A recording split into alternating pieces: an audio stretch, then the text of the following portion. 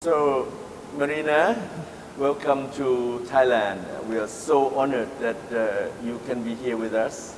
You know, I love to be here. Thailand, it's like there's something so much softness of the culture, smiles on the streets, the, the temperature, who is just the body you saw. It's just great to be here. And you've been to Thailand many times, many times. You know, the first time I ever been in Thailand was '83, which is a long time ago, and which I love to see the changes, how Thailand from '83 and Thailand 2018. How many years is that? Oh, 30, 40 years. It's went through lots of changes. Yeah. And you travel so much, but I've been told that this time you stay in Thailand for 3 weeks. So you must like Thailand very much. You know, it's so true because, especially in my job, I am really invited to do the work.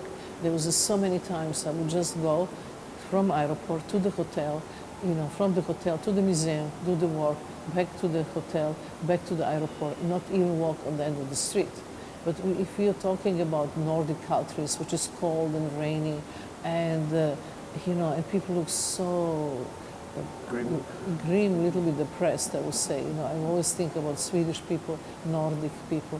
They have the Swedish depression, they have early winter depression, late summer depression. There's always something wrong. And then you come here and you don't want to leave.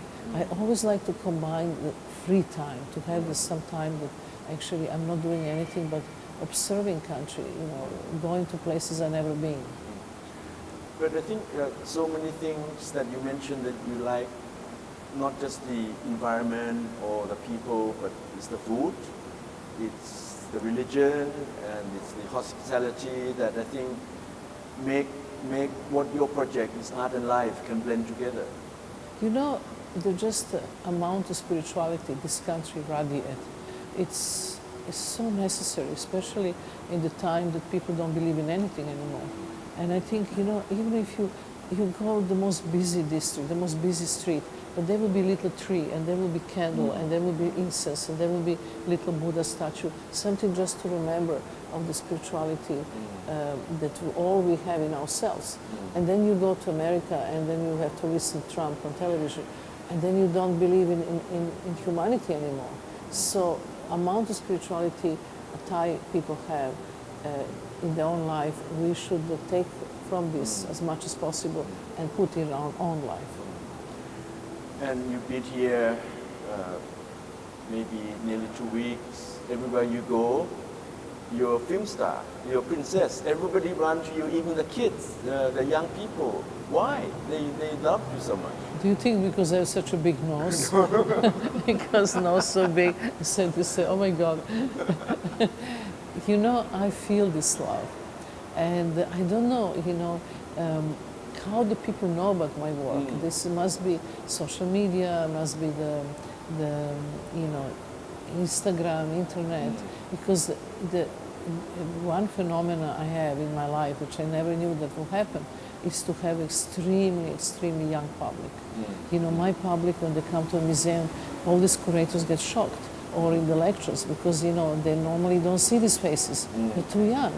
The faces in the museums are always people come for the kind of art jet set. But I actually open art to everybody, especially kids who even who go to the museum. They come to see me, but I want to give them attention. I want to give them message. I want to give them content they can actually take to their own life. I think, like the other day when you gave the lecture, we experienced this ageless. You're ageless.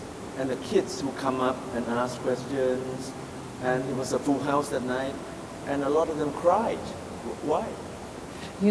It's something that I almost took naturally, this function, after working half a century in this field of the Dr. Abramovich. So I am this, not just having the Abramovich method, but Dr. Abramovich will ask the you know, and answer all kinds of questions. You know, the kids who come with such a pure heart and asking you the questions they would be afraid maybe to ask very intellectual artist who is so full of himself and it will kind of, you know, they will be afraid. So they will come and ask, you know, especially young artists, how I can be rich and famous. This is exactly the answer that I told him, immediately go home and do something else. Because art is not about rich and famous. Art is about believing what you're doing in the most honest way.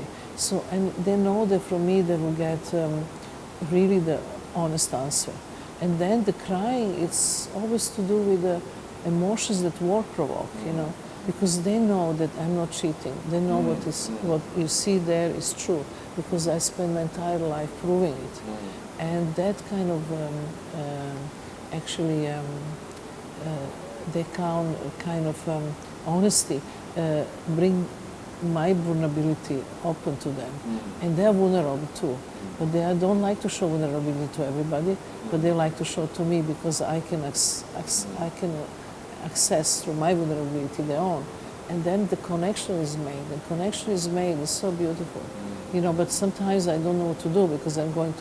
I just come from airport, I'm deadly tired, jet lag, and there was a young girl around to me in bathroom, and she's crying, and you know, she see, I'm just a normal person like everybody else, but she see me plus the work, plus dedication, plus the life, plus the world, and so many projections that she just, you know, plaster on me, so I have to deal with that. Yeah. But yourself, in your youth, you struggle a lot because in terms of, you know, your mother was in the art scene and you yourself, the kind of work you do, and in those days, in the 60s, 70s, performance art may be very difficult. Wow, you know, it was so difficult and life was so difficult, and I also, looking back, I don't want to be any other way. I think it's important. I think when you everything comes to you on the plate, you become spoiled and you don't appreciate it. You have to fight for your ideas. And you have to really, just in the lecture you mentioned, it was such a wonderful for me to talk to young people, and I just get this idea to tell them that really an artist have to function in two ways. Function as a servant of society, but also function as a warrior in order to break the limits and push the borders and do things that was not done before. But you broke so many barriers. You broke so many rules. You know, like in artistry, when we have to study artistry, especially Western, you see people names like Boyce, Conchi, all these names, Anderson, all these names. So Abramovich.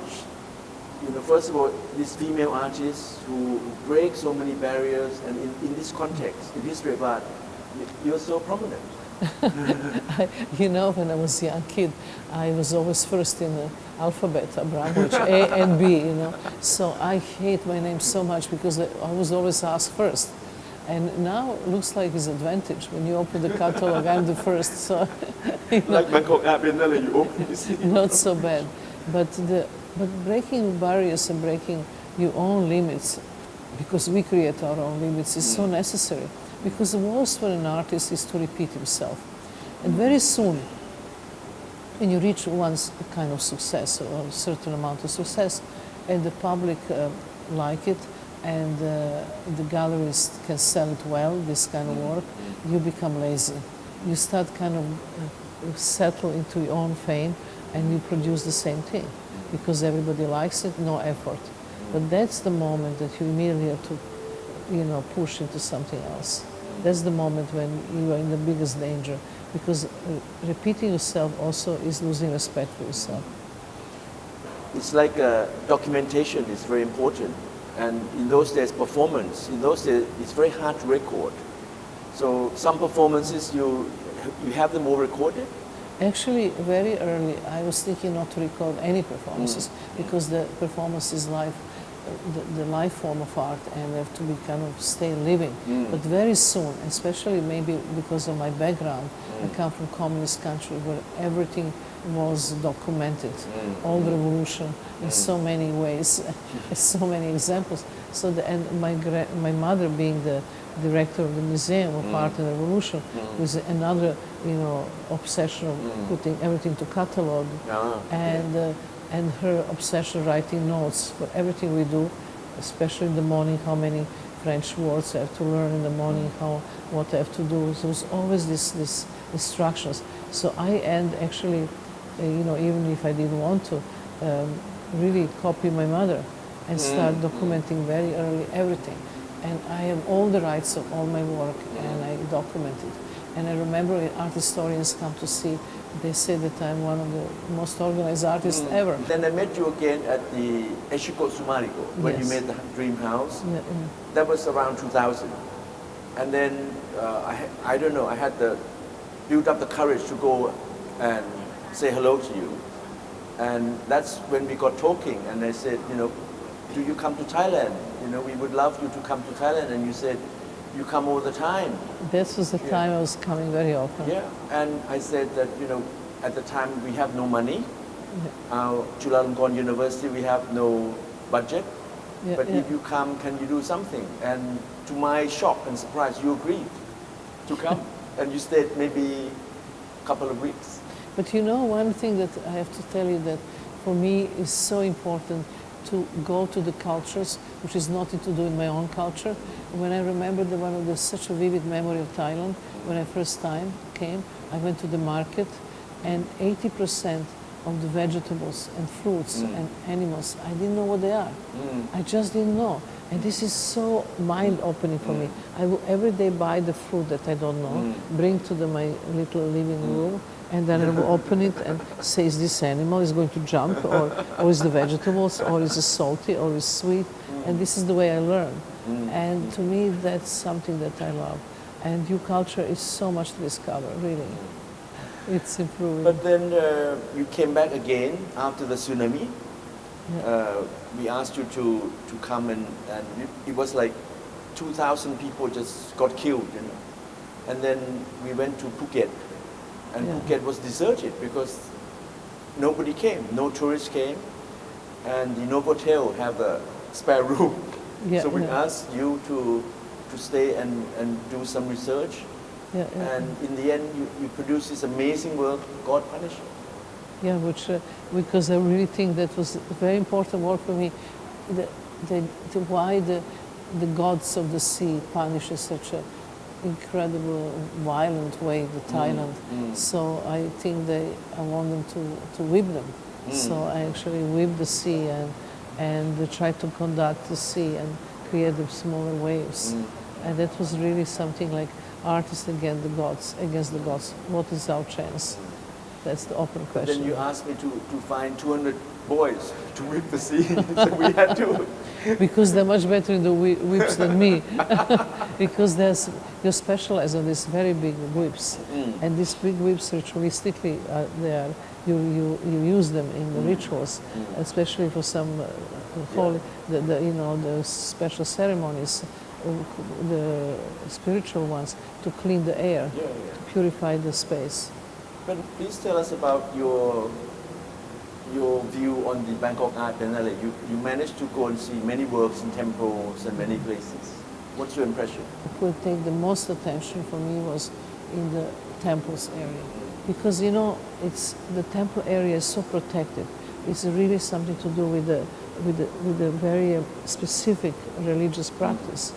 And to first get the permissions and then invite artists and to be inspired by this kind of situation and create the work which is not just copy of the tradition, but actually bridging to something which is new, modern, and contemporary. That's very important. Because, when you're living in this kind of world and you're far from the West culture, the young artists start copying West culture. And very easily they start making the pieces like, small Damien Hirst, small Jeff Koons, small this, small that, which actually doesn't come from their own culture and doesn't root it in their own tradition. So to me, to see that kind of work, to see what is new there, it was mind-blowing. And, many works, you talk about the young artists, but many works, in fact, influenced by you. Like, many artists are inspired by the performance that you've done over the years.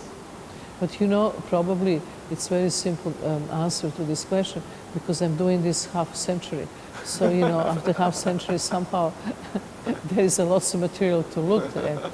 Many of my generation artists stopped already in late 70s, because in the beginning of 80s, there was a pressure from the galleries, pressure from the art market, pressure from the museums. It was nothing to sell and nothing to show. It was performance art is immaterial form of art. So, after it's been shown, only what is left is memory. So what you do with that? So lots of artists been pressured to actually start producing work and start going back to installations, paintings, video, photography. And I didn't. So somehow you have to kind of, rely on me. And recently, so many museums, whether Guggenheim, MoMA, it's going to be Royal Academy in 2020, all these big institutions, they're now so interested to have you and do your performance, long durational, all these activities. It's come to the point where, the stature of yourself as a figure, now you become institutionalized, you feel? I don't think so. I only think that I find the formula how we can see performance work that is not boring. Because, before, if you make exhibition of performance work, what you have the bad video, which was not great quality in the 70s and 80s. It was all gray. And you have some small documentation, because many artists didn't actually pay attention to photographic work, so you don't have much to show, And I invent few things. I invent reperformance, so that you can reperform the classical pieces, and I invent also the performances will take a long time. So that involve the long duration, because every museum in the world is open 8 hours. So when you come to the museum, you see something which is 8 hours every day. If the show is 3 months, it's 3 months. If it's 4 months, it's 4 months. So if you museum, you become from something static into something which is living entity. When we discussed New York of this Bangkok Art Biennale project, and you mentioned MAI, now it's happening that at the Bangkok Art Biennale, there's also MAI for 3 weeks. And when we open, now we get 10,000 people a day. Which is a very big number, really big number. So much interest. And also people are, bringing the friends, and bringing friends, because there's so much to see. First of all, the intervention is 2 parts in mind. One is to prepare the public with their own experience, how to train them to see long duration work, that they cross just the corridor, and they see long duration work with young artists. So they have the tools of how to concentrate on something to see on the other side. So they have a complete experience. And then they get so incredibly emotional, they bring next people. So I'm seeing now very much the people are coming again and again and again. Okay. And because it's never ending, because the performance work, you have the continuity, and you see how each performance is developing. And then you wanted to see that. So you keep coming. It's like here, once you see the show, you see it. You're not coming again to see the same thing, because it's static. This is a moving show. These Burmese artists take so much attention. I mean, yesterday there was I don't know where the woman, she was looking, Thai woman, with a little shopping bag. She was standing there, I took photo of this. She was standing there and just looking at him and crying and crying. I mean, if you just look at this man, you see everything through his eyes, all the genocide, all the suffering, all the violence, all happened. So, Marina, my last question is that we feel that you're so happy when you come to Thailand, and Thai people feel so honored that you come here. Do you have plans in the future to come back to Thailand, whether to do work or for holiday or relaxation? I would like, which is my favorite thing. I don't do holidays anymore in my life. Which I do research. Okay. I love research. The idea of research is like you become somebody who take one theme and research about. To me, to research more in Thailand would be wonderful. And I've never been enough in the north part of Thailand. So I would like to find out some tribes, Thai tribes, so there's still not many people know about. Because you went to Laos and then, northern part Yes, of Thailand. and to really go more down, Yeah, yeah, but yeah. nordic part, and to have some kind of grant to have little research, and then out of this research, whatever I find out, I make the work, and I think by now I really will be a good time to give back something to Thai people, to give them work specifically inspired by their own country. Fantastic. Marina Abramovich, thank you so much for your time. Thank you. Thank you. Thank you. Thank you. Thank you. Thank you. Thank Thai you. way.